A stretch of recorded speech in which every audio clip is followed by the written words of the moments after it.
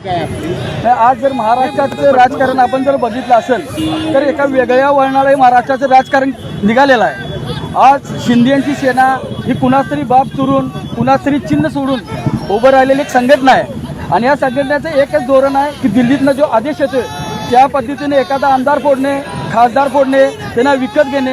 आज परवा राज ठाकरेंचं स्टेटमेंट जर तुम्ही बघितलं असेल तर आज विक्री चालू आहे आणि जर ही विक्री बंद करायची असेल तर आज आमच्यासारखा शिवसैनिक जोपर्यंत रस्त्यावर उतरणार नाही आणि यांना दाखवणार नाही की तुमचं जे चाललेलं आहे हे सगळं बंद पडल्याशिवाय आम्ही गप्प बसणार नाही। सचिन अहिर यांनी अचानक पद्धतीने सचिन अहिर नालायक माणूस आहे, मुळात ज्या माणसाची लायकी नाही आहे। ह्या माणसाला 2019ला ह्या माणसाचा प्रचंड मतांनी 24,000 मतांनी पराभव झाला, तरीसुद्धा पक्षप्रमुख उद्धव साहेबांनी यांना पक्षात घेतलं, विधान परिषदेची उमेदवारी दिली आणि या लोकांना काय झालं पाहिजे तरीसुद्धा यांची भूक थांबलेली नाही।